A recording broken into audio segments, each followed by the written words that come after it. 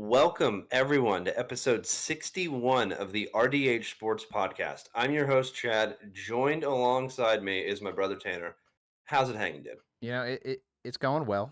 Before the podcast, Chad and I had an eventful discussion about Lengthy. lengthy discussion about random NFL players with the name Wood in their name. So I think we got Logan Woodside and Danny Woodhead, um, and those are about the two we got. So leave in the comments below a player with a Wood in their name, and I think we'll add it to the list, and then we'll get it back to you next week.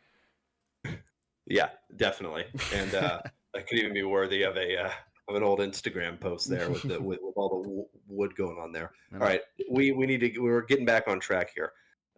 Football. We're gonna hit a ton of football like we always do. That's football. And first on deck, what we always do is, last season we didn't talk a ton of shit about the Cowboys, but this year, I mean, good God. Tanner, just take me through what you got going on in your head. What's up with this team? Longtime season ticket holders, for those of you who don't know, avid Cowboy fans, but not homers by any stretch of the means. I picked against them last week against Baltimore, and man, I wasn't sorry. But take me what you got. What do you think? I mean, honestly, it's the same, song and dance that the Cowboys have been doing the past 5 to 10 years. Can't stop the run. They don't got enough big enough bodies, I think, on defense. Kind of poor linebacker play, I'd say, all around. These guys just aren't getting into the gaps. They're just not, getting in there and getting their job done. It doesn't really look like anything's kind of improving, and they can't really run the ball. We haven't really seen them been able to run the ball, I think, at all this season. Maybe at points, maybe against like First game, Cleveland. anything? Yeah, maybe, Yeah, but first game, maybe. even then, it's a big issue, and like I said, it's been the same issue for the past 5 to 10 years. They're pretty much it's like their identity at this point, which is not a good thing, and it we got exposed on Sunday by the Baltimore Ravens, who have, one of the most dominant and physical runners in the NFL in Derrick Henry. And that's exactly Oof. what he did. Their game plan, they came That into stiff arm. Dallas and then, yeah. Oh, that stiff arm hurt. Oh, That hurt yeah. me. Oh, dude, that's I what, paused it and rewound it because I was like, good. I was like, yeah, this is going to be everywhere, and it was. It was that's everywhere. what he Deserved, does. deserved. That's what he does. You saw it. That's like his move. It's like his signature. He just like It's pushes you on the crazy. ground. He's massive. Like I don't like See, he you see his diet. he works out with chains on his body. Yeah, yeah. You see his diet. He doesn't Yes. eat till like 4 or 5 in the afternoon or some shit. I'm like, how? Like how? And he goes How? crazy, and then he goes crazy. I know it's dumb, but anyways, Dak, I was saying it to you specifically after the game, but he put up some good points in garbage time to save his numbers for the season, but it wasn't really that close throughout the game, and it just kind of looked like the Ravens could do whatever they want on offense. And I think, if you have a team that can't stop anyone on defense like the Cowboys, it's going to be a long day. And you're at Jerry World, you're at home. You don't want that kind of atmosphere, especially when you're a team that's coming off a big loss to the New Orleans Saints. An offense that, in my opinion, is not as good as the Baltimore Ravens, and is, it's a game that you should have made some of those adjustments, and now I talked about it last week. It's now making 3 straight games, and I'm not going to say, and I will include it in this game, but 3 straight games that Cowboys have given up a lot of points at home. It wasn't like the 40-point deficit that it was the previous 2 games, including the playoff game from last season, the New Orleans game from this past week, and then this game. I'm not sure. They almost reached 30, which is still not a great number. Um, it's if you go out there and the opponent's putting up 30 points a game, you can win those games, but you got to be shooting. Your offense has to be producing and has to be efficient throughout that game. And Dallas's wasn't. And they kind of started going in the second half towards the end of the game with if they don't get that onside recovery, I think that it's a much bigger score gap. And, we're talking about it like it's a much bigger deal. The score is meaningless at this point because the game was pretty much over, in my opinion, at like midway through the third. So that's kind of when I stopped paying attention, and kind of looked at some other games and stuff, but it was pretty horrendous all around. There's not really a lot of good things you can take away from that game. Brendan Aubrey is still Brendan Aubrey. He's still absolutely nuts. I think he made a 65-yarder if I remember correctly. MVP. And he's the best player in the Cowboys right now, and that's kind of where the season is going. But I didn't think they would go in there and absolutely dominate the line of scrimmage with the Baltimore Ravens. But I thought that they would do a little bit of a better job, especially up front, especially with a aging running game. We'll call it like that. And you got to give your guys a little bit more opportunity to succeed. Dak was kind of off all night, and he only started to turn it on towards that second half. But a lot of problems. You gotta clean up so much stuff. And I was looking on PFF earlier, and Dallas has like the, I think, top 10 rated offensive line, like number 9 right now, Mm-hmm. which is pretty interesting to consider the fact that they're literally, like, it seems like they're in the backfield essentially. Opposing pass rushers are in the backfield every single play. It's not necessarily that they are, but at the same time, it's just very little separation on the side of the wide receivers. Some key drops as well in very big plays. You saw, last week that CD got visibly upset with Dak on the sideline, and for me, I love to see that. That just shows me he's a competitor and he knows he can get the ball even when he's double triple covered. And the thing about the run that you really gotta harp on with Dallas is that Jerry came out and said I couldn't have made it work, like we couldn't have signed Derek, and it's like, I don't know. Like, like I said, Tanner and I Sure. are couch warriors, but we literally had a podcast episode, way back ago, probably 10 or 15 episodes ago, literally talking about the Dallas Cowboys and specifically the salary cap and every player's salary cap on the Cowboys and when you could cut those players and everything. So you could have done a lot, but it didn't happen. And, unfortunately, like you said, it's the same song, same dance, same shit, different season. This team, to me, is a team that's not going to finish first in the NFC East. And at this point, if they play like they continue to in the first 3 quarters of that game against Baltimore, they're going to finish third. I think that Washington, if Jaden Daniels locks it into what he did this past game, which we're going to hit on in a sec, but I mean, there's no way. But what we got to do about the Cowboys right now, I got to put you on the spot, Tanner. We're going to go through the schedule, and I'm gonna throw off the games, and I want you to give me win or losses.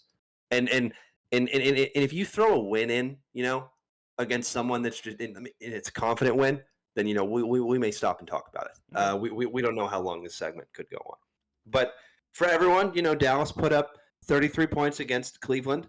They beat them 33-17. They got smoked by New Orleans 44-19. Then Baltimore 28-25.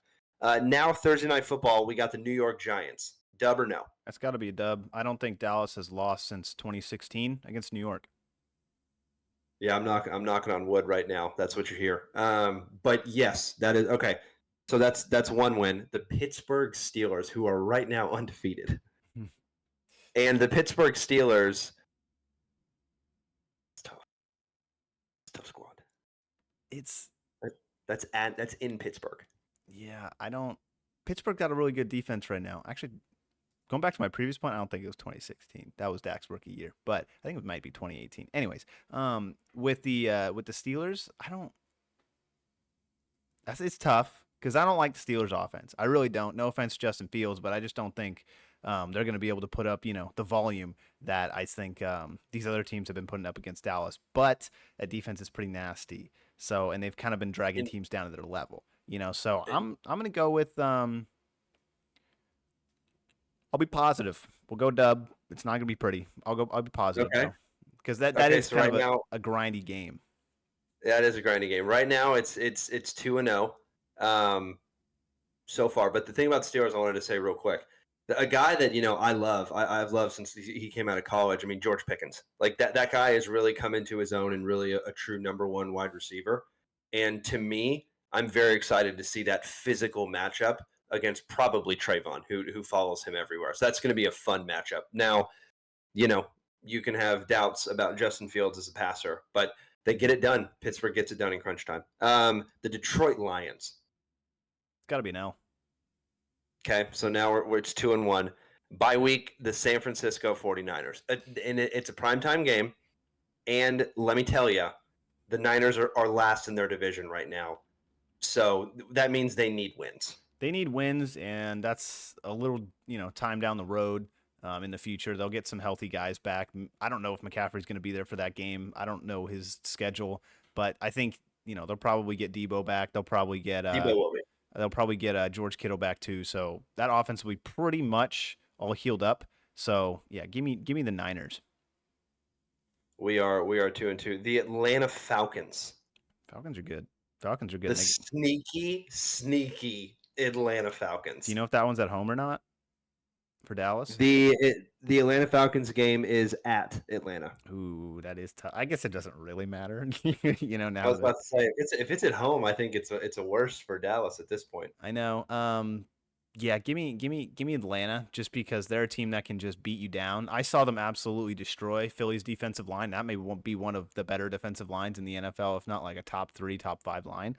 So, yeah, give me Atlanta because they've just been in games. After week 1, who cares? They've been up against the Chiefs and they've looked the part. They were up against Philly and they absolutely looked the part. So, at least early season, down the road, I think Atlanta wins that game. Okay, Dallas 2-3 at this point. The Philadelphia Eagles. This is at Dallas. I'll give Dallas a win here because I think that they usually do split this series, but we'll probably get the Okay. L later on. Okay. Yep. And then you got Houston, and L. that's an L. Okay. So three No three and four. That was hesitation. quick.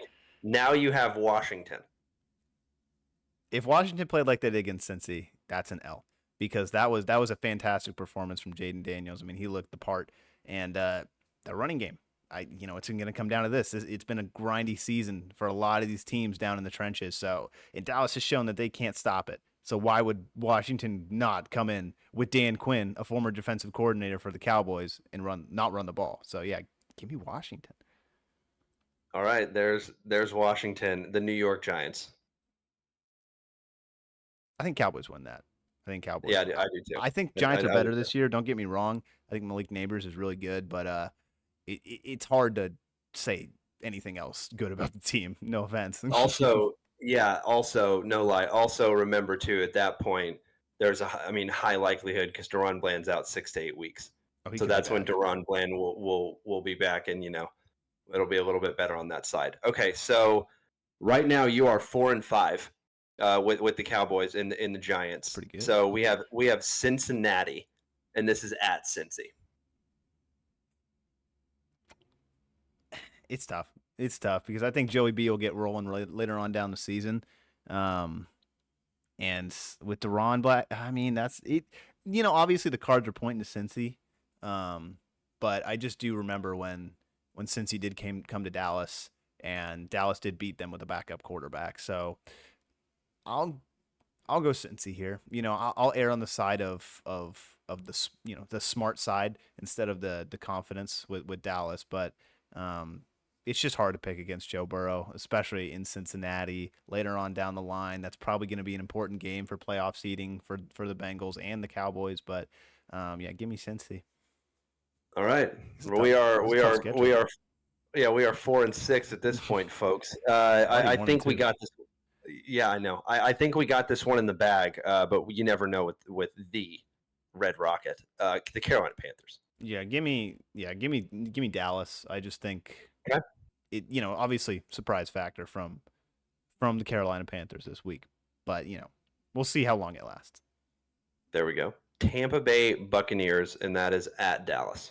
Give me give me Cowboys on this one. I think I like Baker. Don't get me wrong, and I like that offensive line and offensive line, yes, but offensive core in general. They've been playing really well, but Baker does stall at a certain point in time, and that defense has a lot of injuries. Most notably Vita Vea, Antoine Winfield. They could get back. I don't know how serious it is, and this is down the season, but just with a little recency bias in mind, I think if this team is putting up or letting Denver put up, what was it, like 27 against them, it's hard, especially like you said earlier. We talked about it with the departure of Devin White. So give me Dallas. Okay, there we go. 6-6. The Philadelphia Eagles. I What did I say previously? Did I say L previously for the previous Philly matchup? Then I'll go win here. Why not? I think they split the series again. And Washington. I'll go 1-1. I'll give Dallas the win here since I'll let them split the series. Dak does play well within the division, so I think he will win at least one against Washington. That is 8 wins. So that brings 8-9. that brings the season to 8 and 9. 8-9. Is that Eight. well, I guess it doesn't really matter. But yeah, that's about typical. That's kind of right in the ballpark of where I thought they would be. 8 and 8 and 9, 9. 9 and 8. It's kind of the typical 8-9. Cowboys. Back 8 when and back when 9. there were 16 games, it was 8 and 8. Just 500. So honestly, I mean, I'd like them to lose more.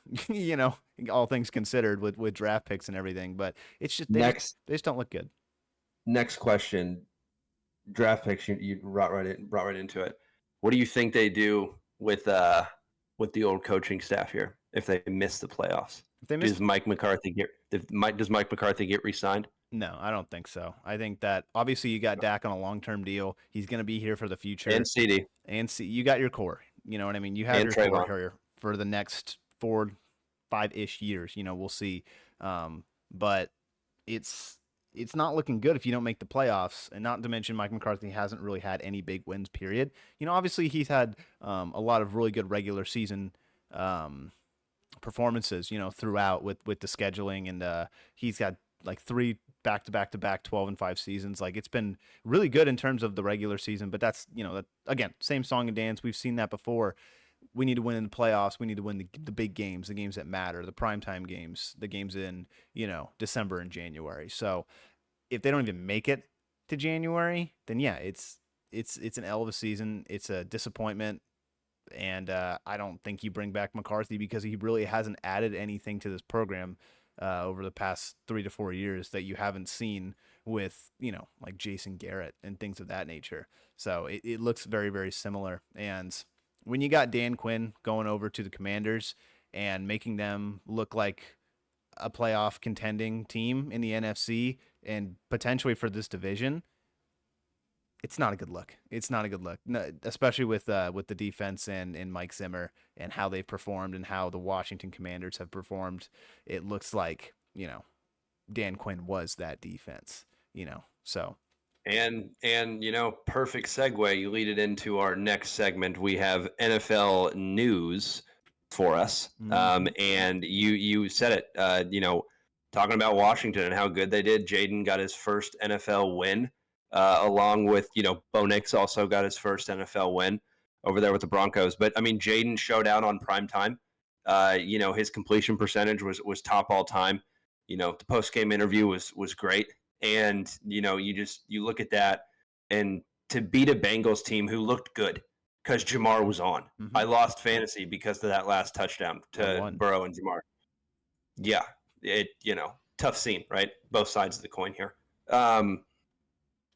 What place do you think Washington finishes? I mean, obviously it's dependent upon, like we've been saying, if Jaden can lock it in. Not lock it in, because that would imply that he hasn't been playing well, and he has. Even when they've lost, I think he had the most rushing yards, or number 1 or number 2, and it was either Lamar and him switched between those two in the NFL for his first 2 games. I think it was like 153 or something. And that's, I mean, you don't break records like that you don't break records like that and you're not a good quarterback, right? Like, it's not like he ran the ball 50 times a game. Well, no, he kind of did. You know what I mean? Like, he did run the ball a lot. And you go look back at those runs, and a lot of those runs, he was taking some heavy hits. But once again, this is a guy that's played a lot of football in college, played for 5 years, played a ton of football, very used to that. But NFL's, a little bit different. In this game, if he does this, not only does he win the NFC East, he absolutely, obviously, if he wins, he gets in the playoffs. But I mean, he's contending, if not winning, the rookie of the year. Oh yeah. If he continues to do what he did at this game, because Caleb didn't get didn't get the dub, but he had 2 touchdowns. He also had 2 interceptions. Unfortunately, if he wouldn't have had that many interceptions, that game would have been a different outcome with Chicago. But Caleb, you see flashes of it as well, but Jaden put it all together in that game. So what do you think this team finishes? Do you think they finished? I mean, it's 1, 2, or 3. There's no way that they finish 4. So what do you think? It's hard for me not to pick the Eagles, because going on down the line, like obviously we all play, very similar teams in this division. That's just how NFL scheduling works. So, you're really going to see who is the better team in the division, at least against common opponents.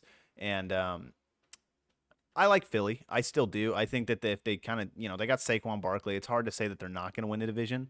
So I'll put Washington at 2 just because Saquon is and has been a beast for the past however many years. And Oh, he's just, good. he's putting up like, I don't know how many fantasy points a game, probably 30, That so that like, run that run that he had against New Orleans that literally like practically won them that game. Like mhm, that run was a cut inside and then broke out to the. I mean, and there was he outran safeties. mhm. Like, dude, He's that was vintage. that was that was such a good run. Yeah, it's Like that that that's run was so good. that's vintage Saquon, and he's running it, through the best offensive line in the NFL. They got better this offseason, so give me the Eagles, but I think the Washington's gonna be a game or two behind. Like, and that's just because of rookie woes. With Jaden Daniels, I think maybe we'll see. I think we'll see him in the playoffs, and they might be taking Dallas's playoff spot. Especially if they're playing like this and they get a game or two off Dallas, like that. That's it right there, and they make the playoffs over Dallas, and it make it look easy, and they're winning against these teams, that it's tough to win against. Like, you didn't expect them to go in there and beat Cincinnati on Monday night. I don't think anybody really did. But Jaden, No, that was their first win. yeah, like like you said, he put up the best completion percentage in the history by a rookie in the NFL. Beating Dak's record, I think it was 88, and he put it up to like 91. And it's not like he's not taking shots. You saw 2 big shots in that game to Terry McLaurin. That Terry McLaurin throw. Mm-hmm. Oh, Nasty. oh, Yeah, and oh my God. that's when you That was got so nasty. when you have a receiver like McLaurin who's obviously very good, and he's getting these 1,000-yard seasons like it's nothing with quarterbacks that probably should have been something but weren't. Like, that's impressive. But you have a quarterback now that can get you the ball, and he's a rookie, and he's going to be there for a long, long time. And McLaurin's still got a lot of juice left in him, so I think that's going to be a nasty connection for years to come, and they're going to be a nasty team for years to come. So I'll put them at 2, but I think the Eagles do get the dub because I think on paper they are the better team. Don't the Commanders have? Didn't they draft Brian Robinson Jr., the wide receiver out of LSU? No, he's in Jacksonville. Jacksonville. That's what I'm thinking of. That's what I'm thinking of. He's playing well. Jacksonville sucks, though. He's playing. A lot of these wide receivers are playing pretty well. Romo Dunze finally came on last week. Had above 100. Had his first tug. So that was nice to see. Vikings just absolutely destroy the Texans. Just Sam Darnold's just running amok right now. What's going on here with Sammy? You said last week literally that you didn't necessarily think this team was done, but you were interested to see how long this was going to last. You know what I mean? And Sam Darnold right now was looking like Derek Carr. Until Derek Carr ran into the Eagles for out of nowhere decided to play defense. It was insane. What do you think about this Vikings team? This Vikings team is, if you look at it on paper, it's I can't put it in the top 15 rosters in the NFL. I can't, and to be honest, it's probably in the 20s.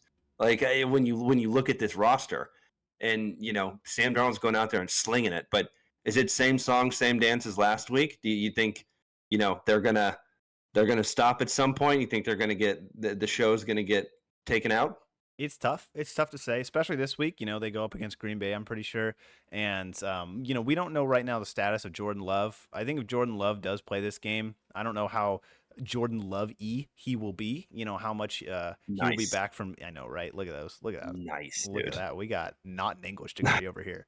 Unbelievable. But I don't know how much he's going to, be his former self in that game if he does play. But I think the Packers have shown that they don't really need Jordan Love to be rushed back for them to have a chance to succeed and win games, especially with Malik Willis and, Matt LaFleur diming him up and just calling plays like a madman.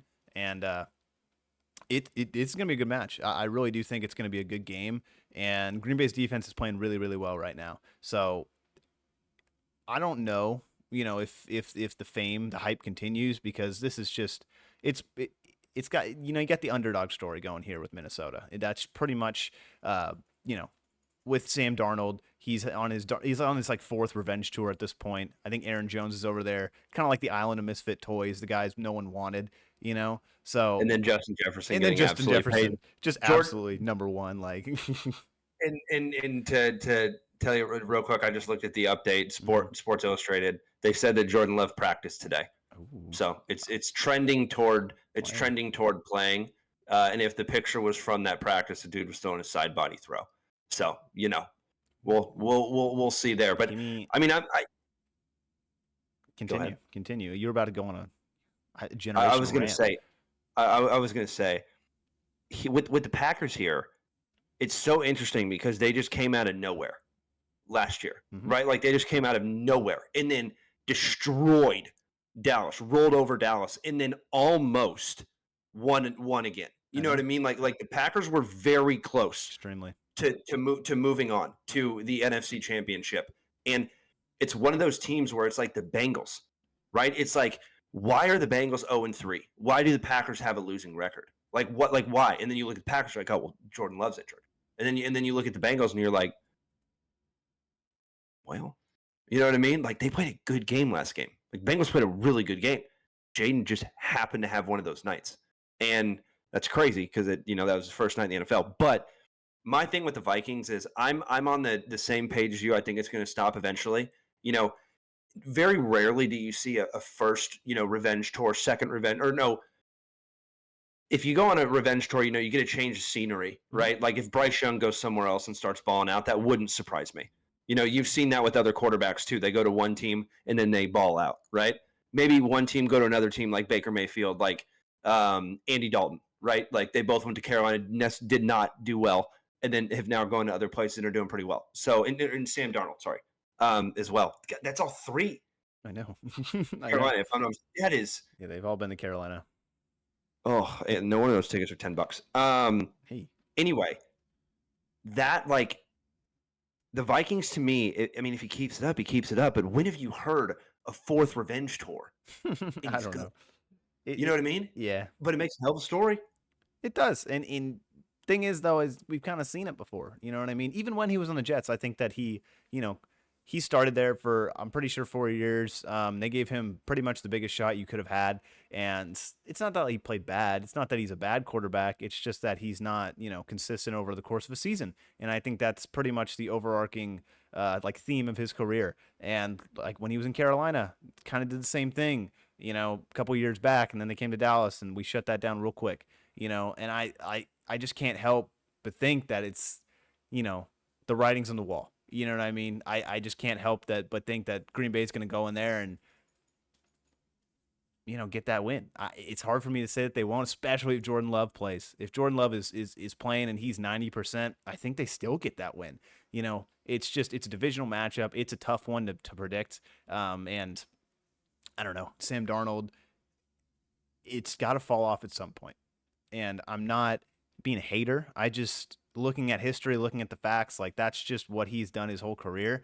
And if he can turn it around in Minnesota with probably one of the worst supporting casts besides Justin Jefferson that he's ever had, kudos to him. I will, stand here next week and be wrong. But it's I hard mean, for me. they're not too bad though. You know what I mean? They're not too bad. Jordan No. Addison, T.J. Hawkinson, that's not bad. Yeah, but is TJ playing? That's true. Well, yeah, his cast is injury ridden, and Jordan's not playing either.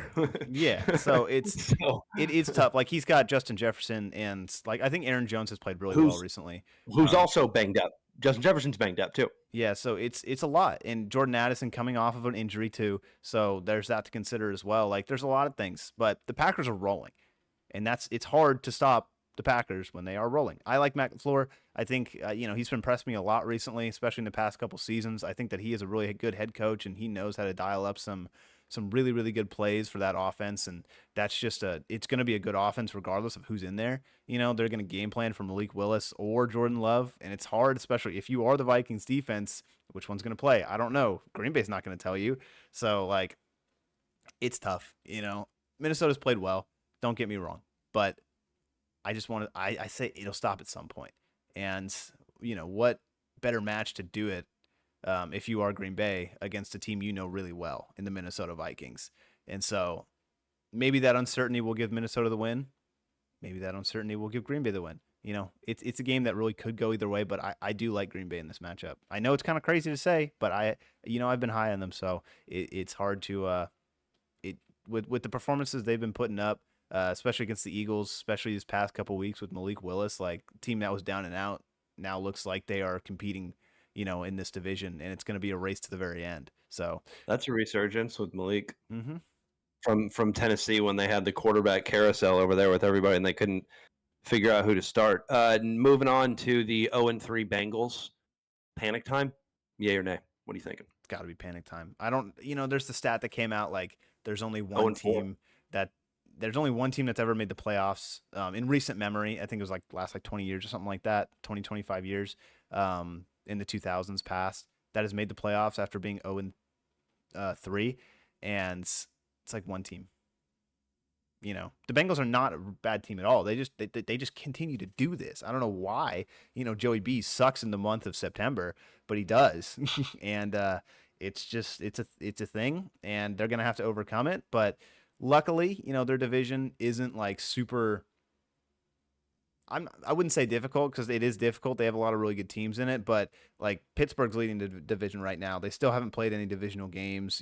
Baltimore's gonna get a game or two off Pittsburgh, and I think Cincy can too. And so it's gonna be a race to the end. It's not anywhere near finished, and there's that wild card to think about too. So I think it's not over for the Bengals, but they need to win. They can't go 0-4 and expect to make the playoffs. They need to win. Luckily, they do play one of the worst, one of the poorer, we'll say, defensive units in the Carolina Panthers. So obviously they played really well with Andy Dalton, and they're going to have to look out for that because Bengals defense hasn't looked good. But if Joey B's on, I think they win that game. I think if they just get to Andy, make him a little uncomfortable, I think they can win that game too. Trey Hendrickson has been balling out this season. He's been in the backfield almost every single time. So Carolina's offensive line surprisingly isn't bad. Surprisingly pretty good. Bryce Young just wasn't, so I like this team. It's going to be a match, though. It's going to be close. Since he likes to make it close, man, and I think it's going to be close again, but they need this win. It is panic time. There we go. The thing with the Bengals for me, they're a real, like, that roster is a top 15 roster to me, especially with, the play that they have from Trey Hendrickson over these years. Like, he's like an unsung hero on that defense. He's getting like above 10 sacks like every year. That's very hard to do in the NFL. And he's like not getting really 10, he's getting like 15, 16. Like the dude is balling and he's always in the backfield, quarterback pressures. But yeah, Joey is not really playing too well. Last game you like to see it because they put up some points. They couldn't get it done. But last game was, I think, a positive sign, even though you lost in prime time. I don't think it's necessarily over yet for the Bengals, but if you go 0-4, 0-5, yeah, then it's going to be real hard because you got to not only go on a win streak, like you can't lose at that point. You know what I mean? Mm-hmm. Realistically, if you go, I mean, in the AFC, I mean, the good thing and also the bad thing at the same time is that Baltimore has not started very well. Baltimore's 1-2. Exactly. Right? So, in the Steelers 3-0, now Mike Tomlin, I think, has never finished with a negative record or only one time. So you look at them. I don't know. The Steelers are 3-0. Like you said, they're going to take some games off them, but I think that division is going to be a very, very interesting division, and it's going to be very close, especially if Baltimore and Cincy both start to go on a run. Because, I mean, I know there's not 5 quarters in football, but if there was, I think Dallas would have got that one. Not. I mean, Dak went in garbage time, but at the same time, that's what they're playing prevent defense, and that's what happens at garbage time, right? But speaking about that division, the Steelers, they're 3-0. It's not pretty. The team is winning. You kind of already touched on it. You said that the quarterback play is not necessarily the best on that side. You think it could stop. You think Dallas could take them down. Steelers, to me, I did not see this coming. I definitely did not see the Steelers starting 3-0, especially against the teams that they've played, especially with them going with Justin Fields. When all you saw on social media was him like taking punts. And it's like, what's going on here? You know what I mean? Also, that post came out. I think it was on ESPN. It was like Baker running on the defensive line for the Panthers. And it's like, my I goodness, saw like that. you got to get that guy. Thank God he's out of there. But the Steelers to me are a very good team. I don't see them going worse than 9-8. I think that's like the absolute worst they can do this year. And if they're 9-8, that means Baltimore and Cincinnati really got to pick it up. Baltimore started against Dallas. If they get one more touchdown and they don't get that onside kick like Tanner said, or they get that onside kick like Tanner said, that game's a whole different story. 49ers, last place in the NFC West. Dude, what do you think?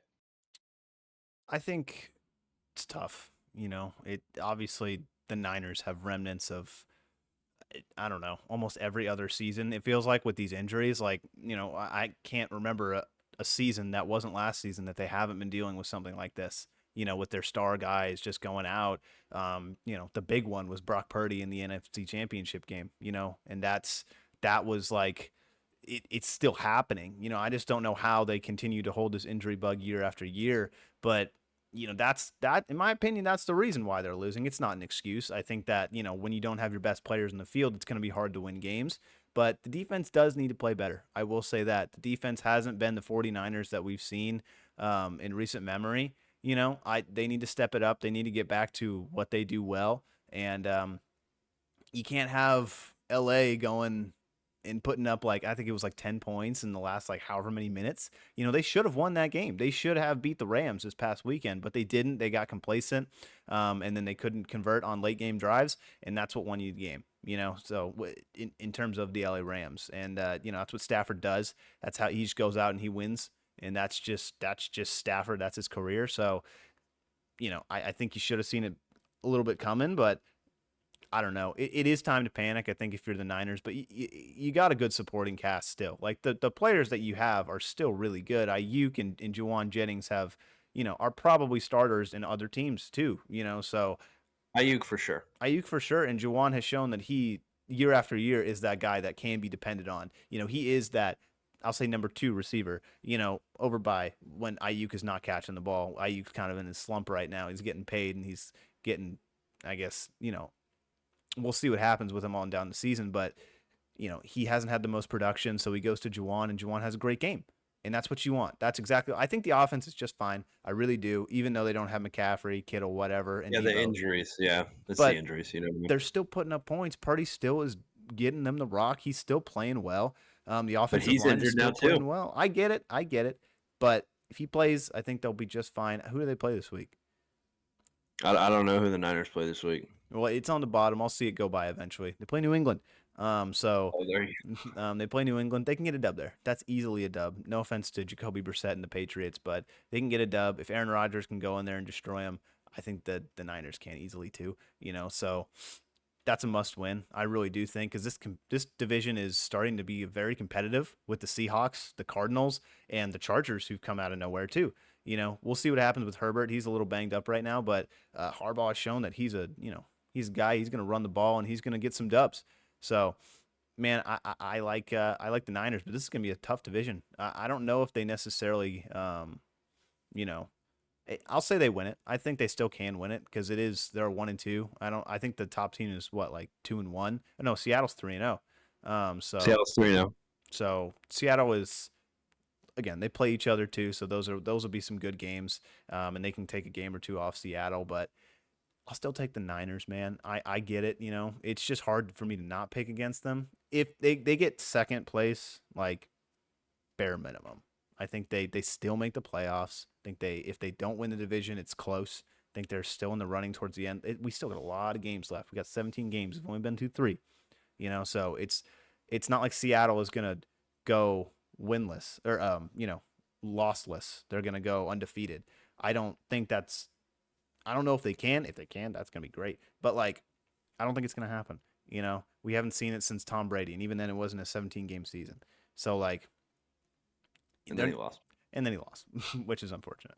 But we're talking about regular season here. So yeah, the Niners. I don't think it's time to panic, really.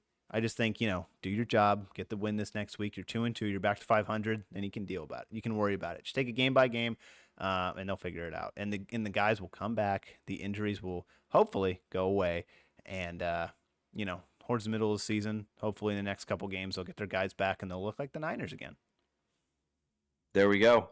We are gonna go quickly through this, but this is interesting because it's so early in the season, and just going to look at the different conferences and look at the different divisions within those conferences and kind of see if we think it's going to pan out with the way it is right now. So I'll start off. We got the AFC East: Buffalo, New York Jets, Miami, New England. Buffalo sitting there at number 1, 3-0. Jets 2-1, Miami 1-2, New England 1-2.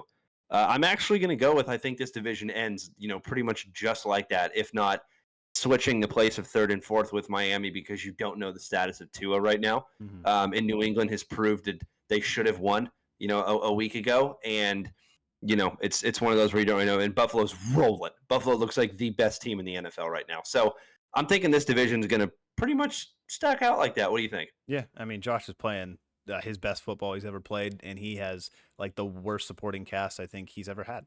So like he looks amazing, and I think he wins this division with ease.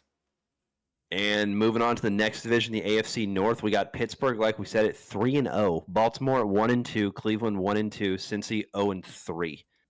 How do you think this one pans out? I definitely don't think it pans out like this. I can tell you that. I think Baltimore still wins it, man. I think they're a really good team, and I think that they're starting to find their identity again, especially after the Dallas bounce back game. That was their, pretty much first dub on the season, and kind of a blueprint for things that they should do moving forward. Give Derrick Henry the rock. He's the king for a reason, man. So just continue to feed him and let him be Derrick Henry.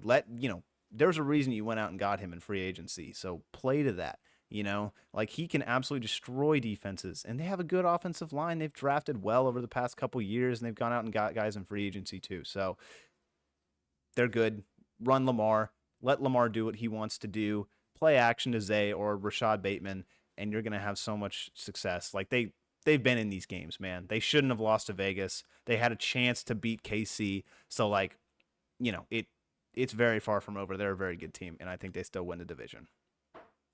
And then the battle for 2 and 3 is going to be insane. I definitely have Cleveland finishing last in that one right now. Yep. But Cincinnati, 0-3, and then Steelers with 3-0. I mean, that's 3 games now. Given they play the Steelers, they play them, so they could take back some of that. They can take back some of those games, but still, you got to hope for losses elsewhere. But that division, I think you could do it. I definitely think that Cincinnati. Sorry, I can't do it. Pittsburgh, I can't give you the division. It's either going to be Cincy or Baltimore to me, and right now Baltimore's a better looking squad. AFC South, we got Houston, the only positive team in the division, 2-1, Indy 1-2, Jacksonville 0-3, Tennessee 0-3. That's Houston definitely is going to be there and taking the dub for me in this one. Anthony Richardson has looked pretty decent at points in this season and has looked pretty horrendous at points this season. So that's a team that you wonder what's going to really happen on the outcome of this season. And right now, the Jacksonville Jaguars cannot figure it out offensively. Trevor Lawrence, unfortunately, got the bag and is not doing too hot so far this season. The Jags as a whole are not doing too hot this season. They're 0-3, like I said. And then Tennessee's down there at 0-3. That one really didn't surprise me. But Jacksonville, the fall off is crazy to me, man. Like what they had last season, how well they played. I think it was at some parts of that last season, and then CJ comes in and it takes it over, and it's going to be there for a long time for him. But you got the Colts or the Jags or the Titans finishing second in that division. What do you think? Give me the Colts. I like the Colts. I think that Jonathan Taylor is him. You know what I mean? He's still that guy. That offensive line is disgusting. They're gonna Anthony Richardson is gonna put them in place to win games. Will he win games? That is the question. But he's gonna be there, I think, towards the end of these games and towards the end of the season, and they're gonna be competing. I don't know what the problem over there in Jacksonville is. Trevor Lawrence looks like he's seeing ghosts every time he plays football. So it's got to be Indy. I think obviously Houston's locked up the division almost already, but because they just look like the better team overall, and they've already have a division win. So yeah, I mean, give me Indy. I think they can make a push for 2. And then last division in the AFC, we got Kansas City, the Chargers, the Las Vegas Raiders, and the Denver Broncos. Kansas City's 3-0, Chargers are 2-1, Vegas 1-2, Denver 1-2. I think that's I think that actually folds out pretty much just like that, in my opinion, because the Chargers look good, but like you said, you got to really look at the status of Justin Herbert because that's going to be big. If Justin's not good to go for the whole season, then the Chargers fall back to number 3. Because I get it that Bo Nix had a great game, but I'm not sold on the Denver Broncos just yet.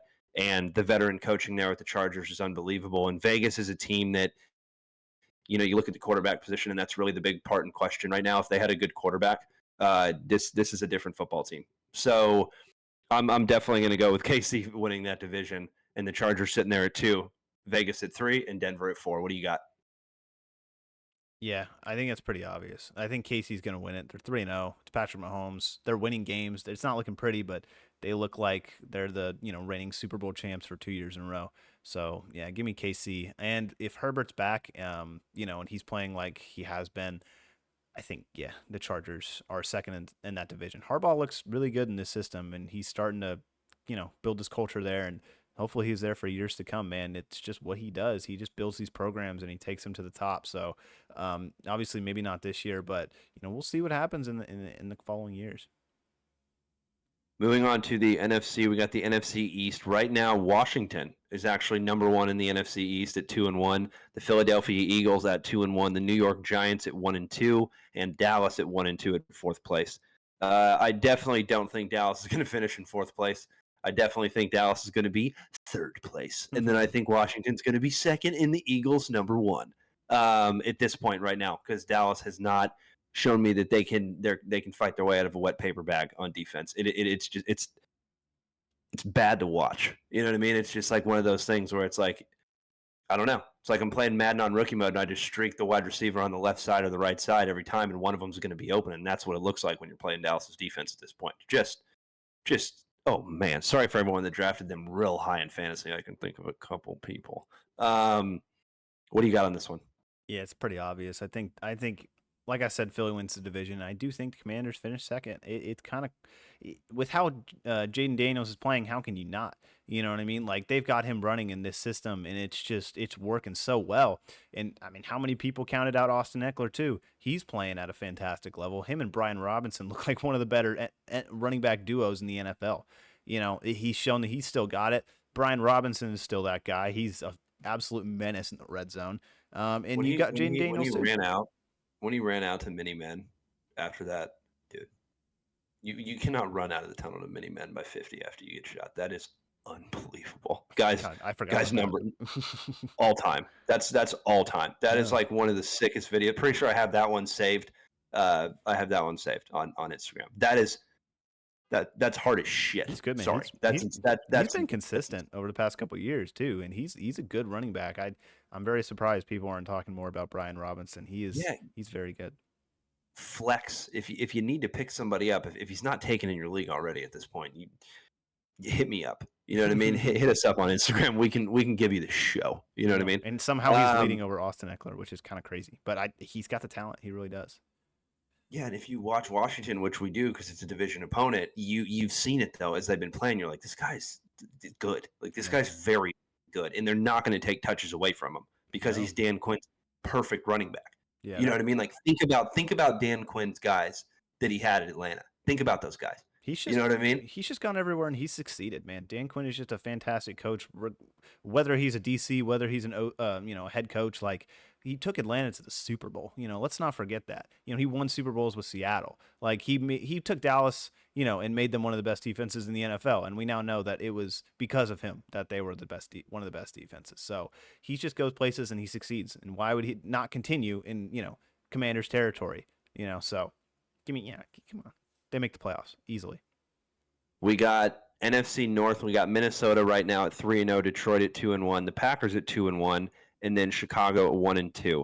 You're a big fan of Green Bay. At the beginning of the season, you said that the Packers were going to take this division. They're only one game behind Minnesota. What do you think? Do they still have a chance to get this division, or are you jumping ship?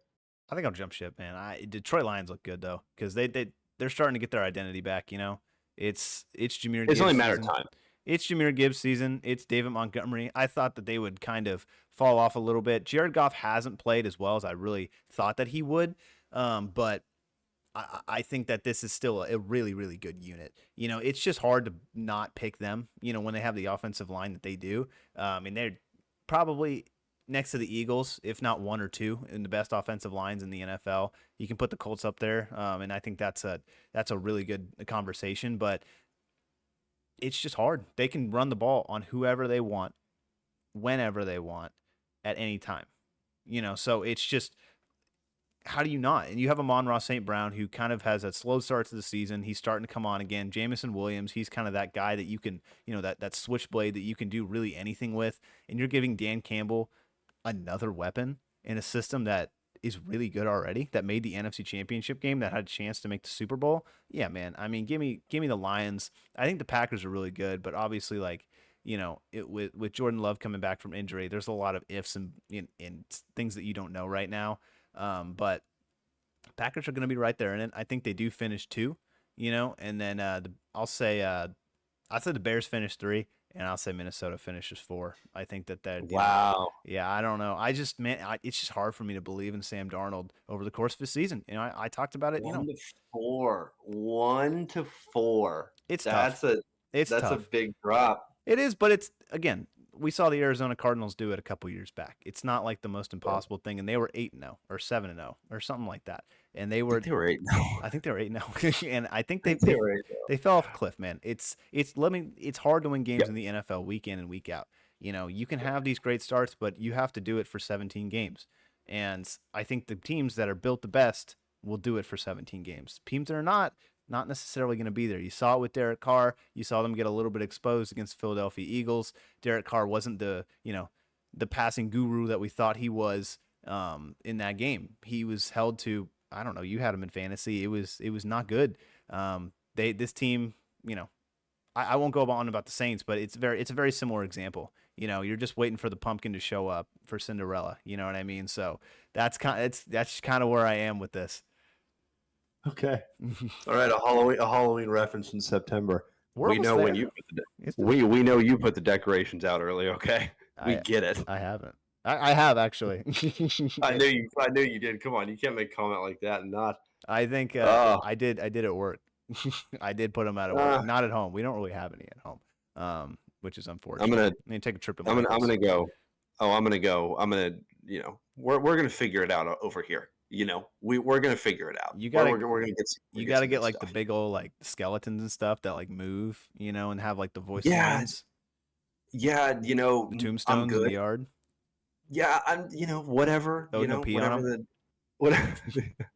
He would. That's what I was gonna say. More stuff you put in the yard. That's the dog's. The dog's gonna lift his leg on. Yeah, but doesn't he go in the backyard? He does, but at the same time, you never know. Sometimes he likes to run out in the front and frolic. True. He's got a great looking pup. Got to show him off to the neighbors. It's true. He's gonna show a lot off to the neighbors. All right. We'll keep him in the backyard. All right. Keep him in the backyard. The tombstones in the front. Like to see it. Yeah.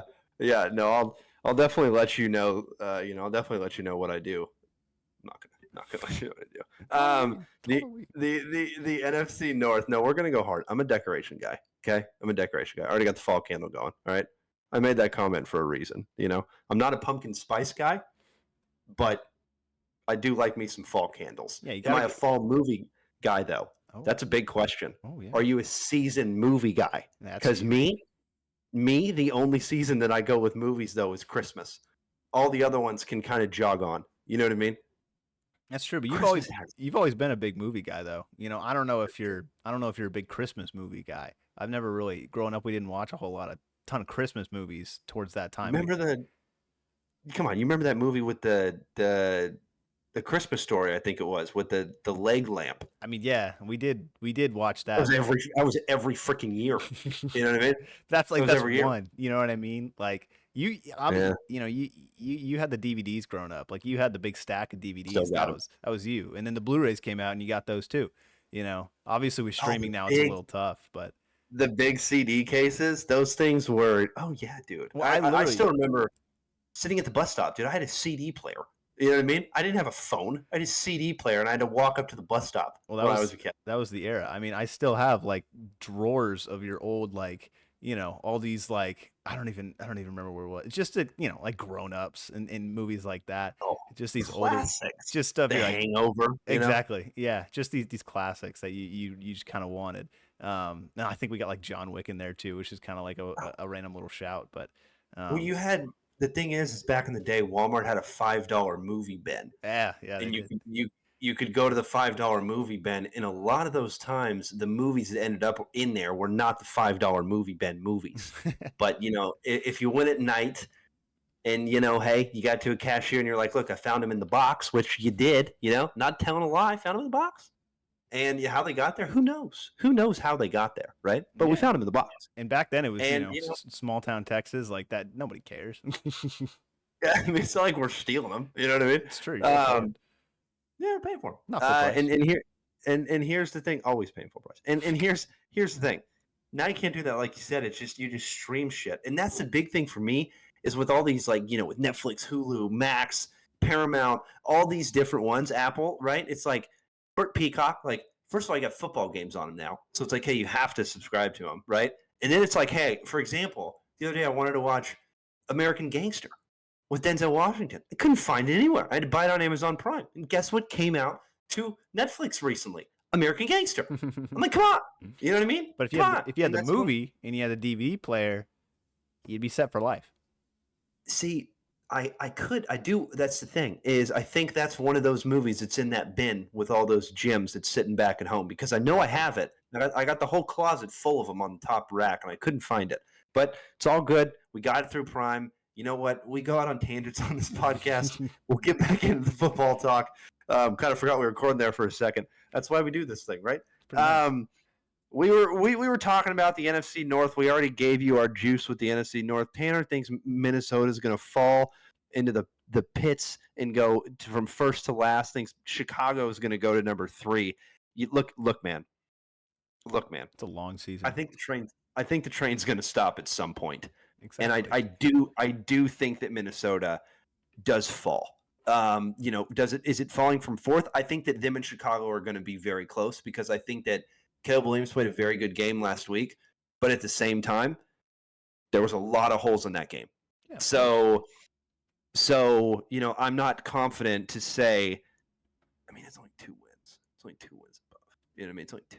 I think them and Minnesota are going to be right there for 3 and 4, and I do think the Packers are going to finish 2, and I think Detroit's going to finish 1. So if you listen to the offseason predictions, I said something close to that. I didn't. I kind of got that one way off. NFC South nailed this division. Literally nailed this division. We literally both said it was going to be between the Saints or the Bucks, and right now that's what it's looking like. Just kidding. Atlanta's freaking right there at 1 and 2. Okay. Carolina's 1 and 2. But what do you got on this one? What do you got on the NFC South? I'm gonna go with Atlanta. Give me what? Yeah, dude. Bijan Robinson. Like they're in the game against Philly and they beat them. They're in the game against the Chiefs. They almost beat them. You know what I mean? Like they're in these games. Didn't they lose? Didn't they lost to Philly? Right? No. They beat Philly. They lost to the Steelers. They lost to the Steelers' right. First game of the season. They didn't look amazing, but I don't know. It's just that bounce back win against Philly. Like I said, one of the best defensive lines in the NFL. It's hard, and then you got Tampa Bay losing to the Denver Broncos and looking horrible doing it. No offense. Like they did not look like a good unit at all. And that shows me that they're vulnerable. It shows me that they're not, they need some time to work back into the system. And if Atlanta's coming out hot, I think that they can take a game or maybe even 2. I think they split that series against Tampa Bay, but like it's going to be a race to the finish line, I think, for these two. I'm not counting out the Saints at all, but the Saints have shown that they can be beat and they can be beat pretty hard. They were in the game, don't get me wrong, against Philly, but it was their run game that was in the game against Philly. It wasn't a pass game. It was a one-dimensional game. And then once Philly figured that out, it went downhill pretty quick. So quick. I like Atlanta. I think that the fact that they're staying in these games and they're being really competitive with Kirk Cousins against these really good teams, it looks like they're for real. Maybe not Super Bowl contender for real, but they're definitely gonna, have a chance at this division. Which, if you remember last year, man, What was One the game. what was the record of the Tampa Bay Buccaneers, when they made the playoffs? I don't remember the exact record, but I think it was 9-8 because it came down to the very last game of the season, if I'm not mistaken. exactly. So it's a team that has weaknesses and that can be beat against a team that has We looked saw that with Denver. yeah, a team that looks pretty good and is playing at a pretty high level early on in the season. And Kirk Cousins is not a bad quarterback at all. He has his moments, don't get me wrong, but he's looking like the Kirk Cousins of Minnesota. So And Drake London. He's finding nasty, Drake London. He's finding nasty. Kyle Pitts. Like Bijan, they need to run more. They're still running with Algier more, or it seems like, which is crazy. But Bijan had that one game where he had well over 100 scrimmage yards, and he's done it. So you keep feeding Bijan the rock. Bijan stays healthy. Kirk Mm-hmm. stays healthy. Then yeah, this team's off to the races. And remember, this is a team that drafted Michael Penix Jr. at 8, or at 9, I think. Top No, 10, I right? think Odunze. I don't remember. What? It's top 10, right? Could have been something like that. I It's don't like know. 10 or 11. It was He around was there. yeah, he was there because Rome got there first. But that's the thing, man, is like there were some guys that were still there, and you're looking at that now going, man, I don't know about that. But back to the division. I'm not sure. This one's tough. I think it's going to be a game. I think it's going to be one game, like I said at the beginning of the season, between all three of these teams. At the beginning of the season, I had Tampa Bay finishing. Right now, they're only one game above. Like you said, the Falcons could have easily taken that other game, so they could all be 2-1. The Saints, going against the Eagles there, that was a bad struggle because that was not a high scoring game at all, and the Eagles still ended up pulling out. I think it was like 12-15 or something like that. Thanks, Derek Carr, for that L in fantasy. I think it was a little bit more. I think someone got into the 20s. Really? I don't remember. Was it it, was it was it was a slugfest. It was a trenches defense. fest. Yeah, defense game. Defensive matchup. But Atlanta is tough for me. I'm not going to give them the nod yet. I think it's going to be Tampa. Still, I'm still going to stick with the beginning of the season and say it could be Tampa. Then Atlanta's going to be right there. Then I do think the Saints probably finish 3. And Carolina's going to stay there at 4. And this, once again, this is the division that I was saying is a possible division at the beginning of the season to have multiple teams in the playoffs. I also said that about the NFC North, and I'm kind of taking that back right now, even though 3 teams in that division are positive. No big deal. NFC West now: Seattle Seahawks 3-0, Arizona Cardinals 1-2, Rams 1-2, San Francisco 1-2. This is going to be a quick one because we already both talked on it earlier. We both said that we thought San Francisco was going to come back and most likely take this division at the end of the year. I definitely think San Fran's going to take this division. I do think Seattle's going to finish there at number 2. I think Arizona's probably going to finish at 3, and then the Rams maybe at 4. I don't actually. The Rams and Arizona, I think, are going to be very close. It really all depends upon how their defense handles Marvin Harrison when they play each other, because those two matchups are huge against those two. Because those, in my opinion, those teams are going to be like one game away. But what do you have on this division? And then we're going to jump to matchup predictions, and after that, we're going to hit college football real quick. Yeah, I think it's the Niners to lose. I know they're behind right now, but it's just that their cast is just so good. I think their defense, has taken a step back, but I think they're going to start rolling. I think they're going to you need some time to get going, and they should have won last week. That's the biggest thing. They should have won last week. They were in, they had it in hand and they kind of just dropped the ball on it. And I think that's a really good lesson, especially for Brock Purdy, a young quarterback moving forward, who played really well that game. He had some turnovers, but I think he played well. This is a team that is going to be there at the end of the season if they're not, already in the playoffs, right? We know that it's a team that made the Super Bowl last season, and they almost won it, and they went to overtime with the Chiefs, and they could have won it at a certain point. So for them to not, go out there and win this division is kind of crazy to say. So, man, I got the Niners. In terms of who's going to finish second, it is tough because I think the Rams have shown that they're more than just, Puka Nacua and Cooper Kupp. I think Kyron Williams has shown that he's an absolute beast of a running back, and you can rely on him every single down. Doesn't matter what team you're playing against. And that offensive line has been playing pretty well.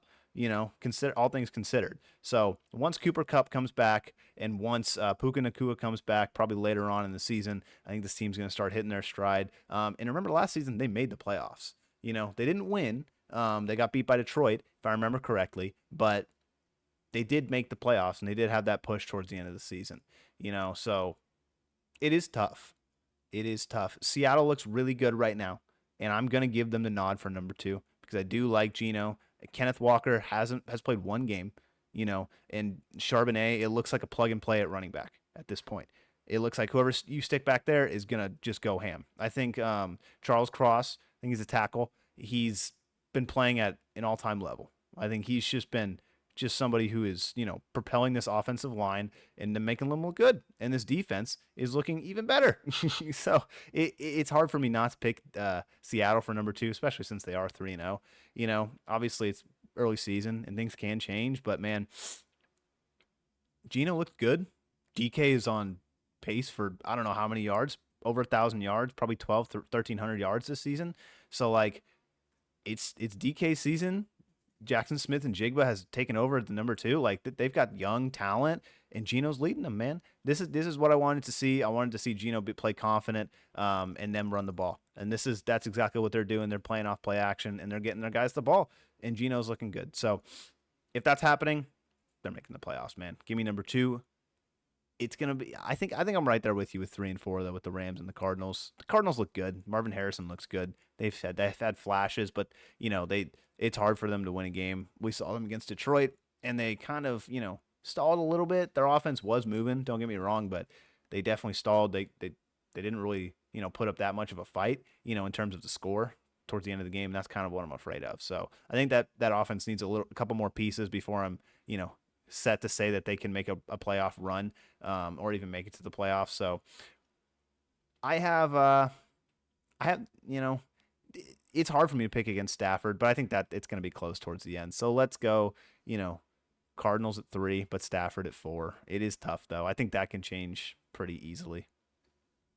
Definitely. Moving on to NFL matchup predictions here.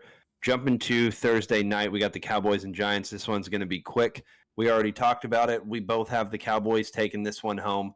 We think I personally think that, or not think, I'm hoping that Dak's going to get back right, and I'm hoping that Dallas is going to have a full offensive performance against this Giants team. But Giants defense has gotten a ton of sacks this season, and Dallas's offensive line has looked very weak at points this season. So, even though Dallas does have a top 10 offensive line, the New York Giants right now also have a top 10 defensive pass rush. So it's actually going to be a lot closer than people think. But my thing is the Giants offensively, if you shut down Malik Neighbors, you've done a pretty good job so far neutralizing it. If you let Daniel Jones take you down, then I don't know. It's going to be a real long season, and Dallas may go to 4. But I think the Cowboys take down the Giants tomorrow. Actually, who do you got in this? You got Dallas, right? Yeah, I got Dallas. I think it's pretty simple. I think the only thing you got to worry about, like you said, is that defensive line. But they've been dealing with it.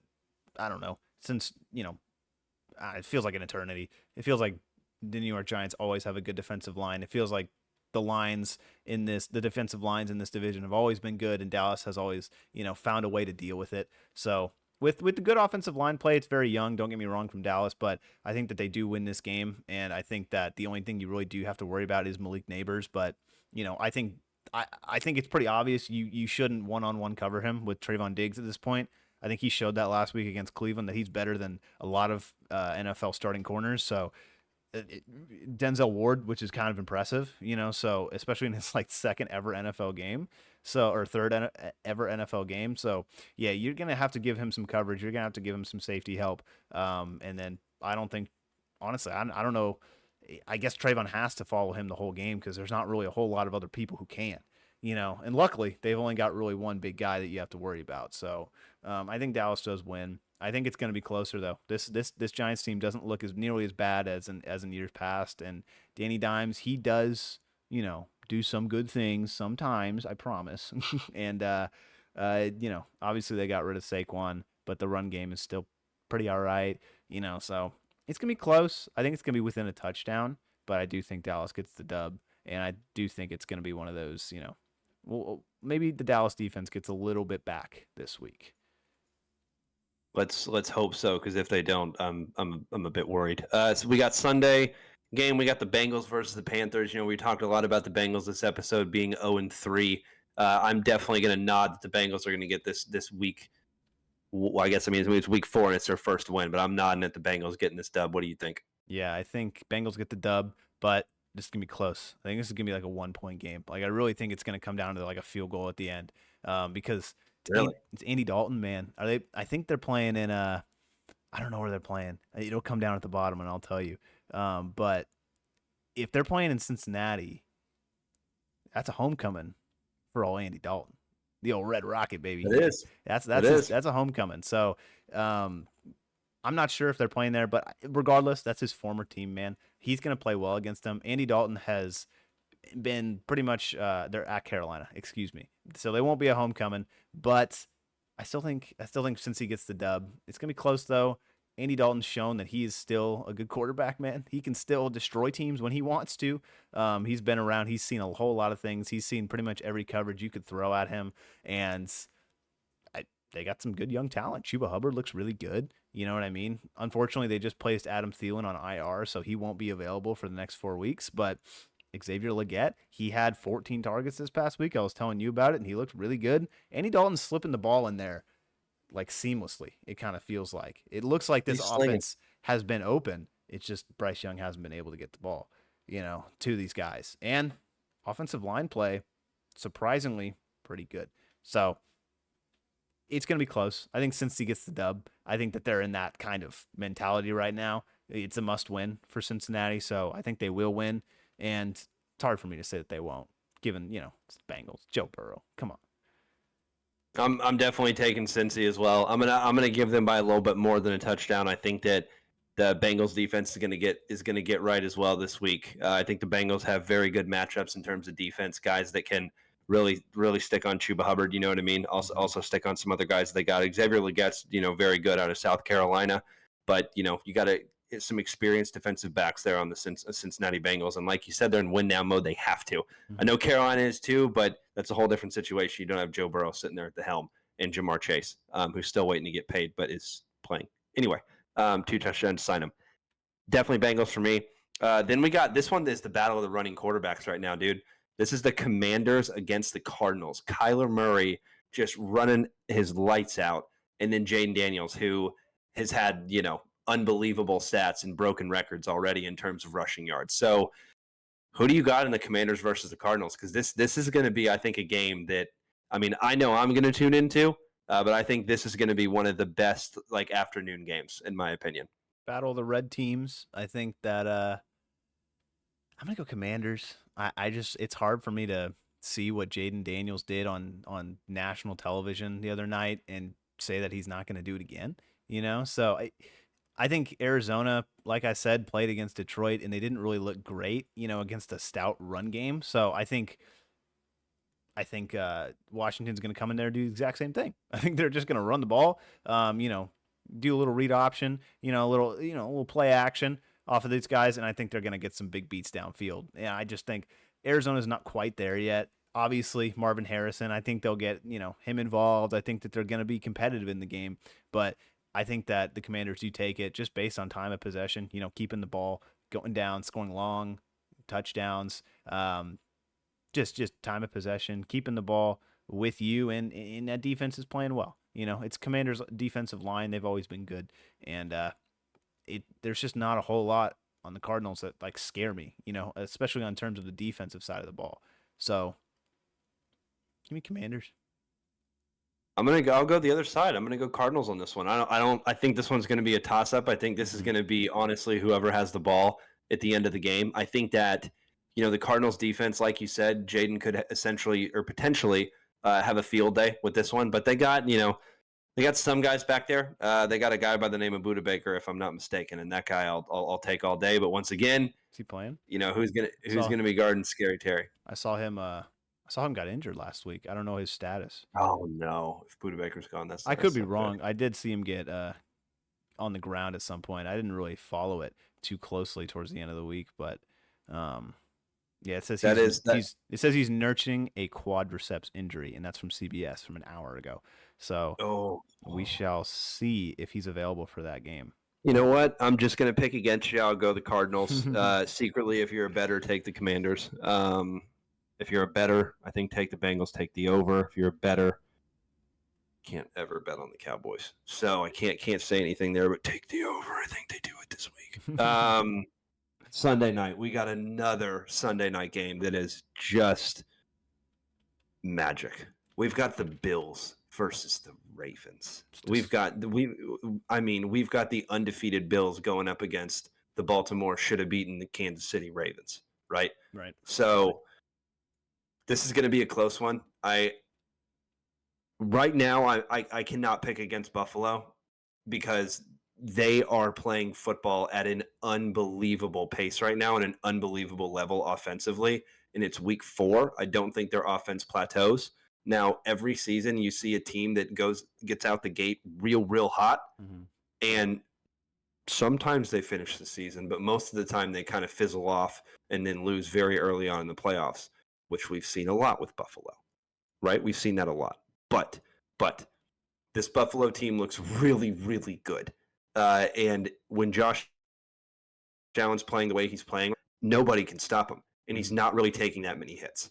So right now, Josh Allen is playing at an all-time high. If he continues to do what he's doing, most likely to me, he's going to be the MVP. I don't care about the numbers. Just watch the way he's winning games. He also didn't play the fourth quarter and had like 5 touchdowns last game, if not like almost 6 or 4. I mean, just dude was going off in the first half. It was unbelievable. I look at my phone. He's got 40 fantasy points and it's halftime. I'm like, okay, I'll take that. Cool. Bills versus Ravens. I'm going to go Bills. Are you going to take the Bills, or do you think this is where the Ravens just start to run the ball and just start to destroy teams? It's hard because Buffalo's defense, even though they've had a lot of off season and early season injuries, I think that they've looked like really good unit, man. I think that they've kind of been the unsung hero of these games that they've been playing in. So I mean, DeMar Hamlin getting an interception. Come on, how do you not pick him? So I like Buffalo, but like you said, I think Josh is playing at an MVP level right now, and he's been doing it. I don't know how long, but he's just it seems like he's always throwing the ball, past the first down marker. He's always getting guys just in open, just boom, right in their chest in open space, just perfect passes. And he's just like dancing around these defenders. So he's looking like the best player in the NFL right now, and I can't pick against him. I also do love Josh Allen, but the Ravens are a really good unit, and it's going to be a good test, I think, against this Buffalo defense to see how they can do. But again, it's going to be a good test for the Buffalo Bills, who, again, I don't know how they haven't really played anyone super duper tough, to this point in the season. So it's going to be a good test for both teams. It's going to be a fantastic, probably the best Sunday night we've had. And yeah, I got Buffalo, man, but it's going to be close. I think it's going to be really close. You're going to have some guys step up for either team if you want to win this game. There's talent on both sides of the ball on both teams, and it's just going to come down to who makes the most plays. If Josh reverts to his form from last season where he's turning the ball over about as much as he's throwing touchdowns, they could lose this game. But if he looks like the Josh Allen we saw on Monday night, they're winning this game. Yeah, Bills for me. I do think it's going to be a close one though, and I think it's also going to be a positive game for the Ravens. But once again, these losses are starting to stack up. So it's tough. It's tough. That's tough. Such a hard start to the season, man. Yeah, you're playing the Chiefs and in the Bills within your first 4 games. They should have beat the Raiders. That was on them. They should have beat the Raiders. They did beat the Cowboys, and now they might pay for it. But if they go 1-4, it's gonna be tough. It will be tough, but I still think they're 1-3. 1-3. Right. If they go 1-3, then it's gonna be tough. Yeah, it's gonna be real tough to battle back, especially when you got Cincy going to be nipping at your heels the entire time. I agree with you though. It's going to be one of the best Sunday night games we've seen, and I'm hoping it's a slugfest. You know what I mean? I'm hoping it is, because I have both of them in fantasy, quarterback wise. So I'm hoping they both. I hope it's one of those point games, but I don't know what the way these defenses are playing, because Buffalo's playing out of their mind with the roster, like you said, in Baltimore. Put it on last week, not in garbage time, but at the same time, they were playing like prevent defense, playing like 10, 15 yards off the wide receivers in Dallas. So it was easy completions. Yeah. I don't understand why defenses do that. I really don't, unless it's like the very last possession, the very last throw. Like I get it, you don't want to get beat, but at the same time, like Dallas never did anything when you had the corners up against them, and they were a lot closer in zone. Anyway, Monday night we have the Titans versus the Dolphins. Okay. And then we have the Seahawks versus the Lions. Okay. You know what I mean? That's what I'm talking about on that one. Titans versus the Dolphins. Dolphins don't have Tua. The Titans, Mayonnaise King himself is out there right now with Will Levis. I'm not going to lie to you. That's probably going to be a game that it's going to be on the iPad. I'm not sure if it's going to make it to the tube. Yep. You know what I mean? But being in Florida now, I'm going to show my respect to the Dolphins. And I'm going to pick the Miami Dolphins. And also because you and I will most likely be going to one of those games this season with the Miami Dolphins. Hey, I got to go for the Dolphins here. Got to go for my ag. A-Chan, right? I'm going Miami here. I'm going Miami. Is it gonna be a fun game? I don't know. Is it going to not be a fun game? There's a possibility of that too. But at the same time, just get Tyreek Hill the ball. You proved last week that you can't really stretch out the field, unfortunately, without Tua. So you got to go back to very short, very small throws. I understand that that's not fun when you have Tyreek Hill and Jalen Waddle. Get him screens, get him short games, and get out there and get going from the couch warrior himself. Exactly. From RDH Sports. You know what I mean? You got the Dolphins, you got the Titans. I'm going to go Dolphins. It's just hard for me to pick against the talent that they have on the offensive side of the ball. Will Levis has looked generationally bad. And honestly, each week he has a new picture that just has me like every week rolling in my seat. You know what I mean? Oh, every week. It's a tough scene. Every week. After the first week, you're like, oh, that's a bad one. And then the second one, you're like, oh, it's bad. It's worse. It's better than the first one. You know what I mean? Like, oh, it's better than the first one. The third week, you're like, oh, it's just happening now. It's awesome. This is a streak, and I hope that he continues on it. I hope we get like a picture of a lifetime on Monday night. But 100%, this will be on the smaller screen, if not entirely off at some point. Come on. You know what I mean? I don't live in Florida. I don't have to give him any respect, So it's basically two backup quarterbacks going up against each other.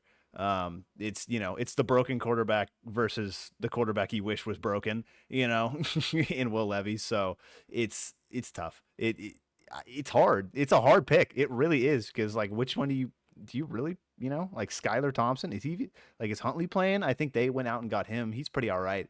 So give me Miami. Give me Miami. Why not? Yeah, I mean, we're gonna see. You got guys. You have so many names on that offense. You just got to find them the ball somehow. You got to scheme them. Are Titans getting the number 1 overall pick? It's gonna be them or Carolina. Like, well, I mean, you never know what the resurgence of Andy Dalton going, but I think that train's also going to stop too. I think the Titans could potentially get the number 1 pick, and to be honest, that's probably going to add another quarterback to that carousel that they got there, if they do. And last game, we got Seahawks versus the Lions in the NFL. Go ahead with this one, because I'm picking the team that has the same color as your shirt for those watching on YouTube. It's a good shirt. It's light blue. There you go. I'm gonna go Lions too. I know we've just kind of had the same picks here, but it's hard not to pick with the Lions, especially since I know I picked Cardinals. You did. No, I was incorrect. You did. So the Lions are good. Jared Goff hasn't been the best quarterback recently, but I think he's still doing the job. I think he's still getting the job done, and he'll get right. It's Jared Goff. He has the city behind him. He could do basically anything, and they'll still be behind him. So give me Dan Campbell and the Lions. There's a lot there. I like Geno, don't get me wrong, and I did, sing his praises, but I think a lot of this is that run game. It really, really is. And if Aiden Hutchinson can do anything, which he has been one of the best defensive players in this season, it's not going to be I think we're going to see some turnovers and stuff like that, some stuff that we haven't seen from Seattle so far. And Detroit's looked pretty good. They've been off and on, but I don't know. I think that's a good thing. I think that they've found their identity. They know what they need to do to win these games, and it's run the ball. And if they establish the run, this game's over. If you let Jared Goff have play action all day long, then it's gonna be a long afternoon, or I guess Monday night. So give me the Lions. So both on the Lions there. Then we are moving to college football. We are not going to hit a ton of matchups because we had a long pod this week. We are going to talk about the most important matchup of this week in college football. We have got Georgia number 2 against Alabama number 4. I'm going to shock the nation here. I'm going Alabama. Because I watched that Georgia game against Kentucky where they won 12-13, Yep. and I looked at myself and I said, not with what Jalen Milroe's doing right now. Not with what he's doing right now. I know it's you know crazy. what I mean? It's crazy. Alabama they look pretty good. They look pretty good. Alabama looks like second in the SEC good. That's kind of where I'm kind of going with you too. I think that Kentucky game did shock the world with Georgia and kind of were like, maybe they were right. Maybe the critics were right about Georgia. Maybe they aren't, the team that they were last year, well, especially with all these departures that they've had, man. And Jalen Milroe, he's been in this system for a little while. He knows this team. It's Alabama. They have the recruits. Like, come on. It's Alabama. I just remember the SEC championship game where everyone thought Georgia was going to win and Alabama came in there and was like, no, that's not what we're here about. That's not what they do. So, yeah, give me Alabama. Jalen Milroe he's playing phenomenally, and it's just hard. I completely agree with you. You made an excellent point with the Kentucky game. So they look weak. They look vulnerable. And when you look vulnerable in college football, you're probably going to get beat. And Texas right now or not Texas. Sorry, I'm thinking of week 8, week 7. That's what I was looking at when Georgia plays Texas. Oh yeah, baby. And that's another one that's going to be There's a couple matchups that weekend. Yeah, I might be. Oh, yeah, you got Tennessee and Alabama too. Yep. That's unbelievable. 4 and 5 right behind it. Obviously, those rankings are going to change just because all these teams are like playing each other, right? We just talked about it, but I'm taking Alabama. You know what I mean? I don't know what the line is right now or what everything is, but I'm taking Alabama if I'm a betting person. That's who I'm taking because they just. I don't know. They got something. But, Georgia could get back right real easy, and then everyone goes, okay, well, there goes Alabama. You never know. You have no idea what's going to happen in college football. That's why college football is awesome. But, hey, this was a good one, a long one, had a lot of tangents, a lot of rants. Folks, we hope you enjoyed it. If you're still here, talk to you when I see you, Mom. And, Tanner, let's do this again next week. We shall.